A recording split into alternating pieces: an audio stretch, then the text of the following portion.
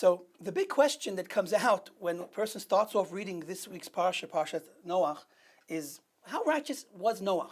Was he very righteous? Or was he not so righteous? That's the question that comes off, especially after one reads the first Rashi. Now, Rashi is not actually coming with his own ideas. He didn't decide to analyze how righteous Noach was. The Chazal, way before Rashi, actually decided to do this. And their decision to do this also was motivated by what's called a precise writing or reading of the Pasuk. The Pasuk, when discussing Noach, says that Noach was righteous in his generations. And the rabbis understood by adding the word in his generations, the Torah was teaching us something extra. And what extra thing we were learning about is exactly how to understand what kind of tzaddik Noach was. Now, hopefully, by the end of this discussion, we'll appreciate why it's so important to know what kind of tzaddik Noach was, because obviously any lessons that we read in the Torah are really lessons for us, life lessons to live with and to bring out in the world. So let's start with Rashi's words on this topic. Again, he's using the teachings from the rabbis as a base, but he writes his own style of words, which we're going to hopefully also appreciate. So what happens? He's quoting the Gemara. The Gemara and the Midrash both talk about this idea, and it essentially says that if Noach was born in a different generation, then he wouldn't have been so righteous. That's one way to look at it.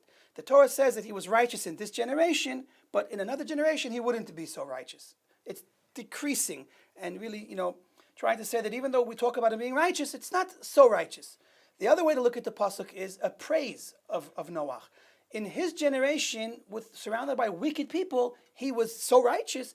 If he would have been born in a generation with other righteous people, like Moshe and Shmuel and the big tzaddikim of the Jewish people, then he would have been a bigger tzaddik. And that's the two sides of this idea.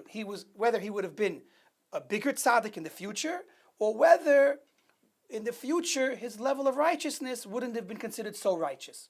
Now, the ironic thing here is, based on most of the commentators, really both ideas are true. Because Noach was who he was. And everyone agrees that if he would have been in a better environment, he would have become better. It's a basic, idea that we accept. The Rambam explains it in his Yad HaChazakah, that a person's influenced by his environment. A good environment brings you up, and a negative environment brings you down. So everyone agrees in principle that Noach would have been a much bigger tzaddik in the times of tzaddikim, like Moshe and Shmuel and Rabbi Akiva, Rabbi Shimon. So if we look closely at the pasuk, we can appreciate the argument in this way. The real question is, which Noach are we trying to evaluate? What Noach is the Torah trying to teach us about? Noach was a person. He was a father. He had his own views in life, and he had his own personal mission, like we all do. But at the same time, in Noach's time, he was the generation leader. He was the righteous person that was chosen to be the leader of the world and to be the link between the world of the flood and the next world and the source for all divine knowledge that comes later. He became a Rosh Yeshiva. Not many people are aware of this, but he taught Torah in his time and place. And he taught his children, and he taught many people. As a matter of fact, Avraham himself comes to Noach and his son and learns in the beginning of his growing stages. Eventually, Avraham becomes obviously a huge tzaddik. But Noach, in his time, was on the one hand the Rosh Yeshiva, the world leader, a person that God spoke to. And on the other hand, he was also a person, the person that Noach was. So if we break it down into these two parts, we can appreciate what the rabbis are arguing about. When we talk about Noach the person, so certainly he accomplished so much in his time and place where everything was working against him, he should be praised. If he would have been in the times of the great tzaddikim, he would have climbed even higher as a person. But as a Jewish leader or as a world leader and as a tzaddik that represents and is responsible for an entire generation, so on that level, the rabbis want us to understand and appreciate that if he would have been in the generation of Moshe or of Rabbi Akiva, Rabbi Shimon Bar Yochai, or of Avraham, then he wouldn't have reached the level of being a Jewish leader or a world leader. He wasn't on that level of righteousness. And with this, we can appreciate Rashi's comments. Rashi actually, of all the righteous people, he picks Avraham and says that if Noach would have been in the generation of Avraham, he would have been nothing. He would have been like zero. And that statement is very extreme, and it's caused many people to wonder, how can Rashi say that, which is really based on the Tanchuma?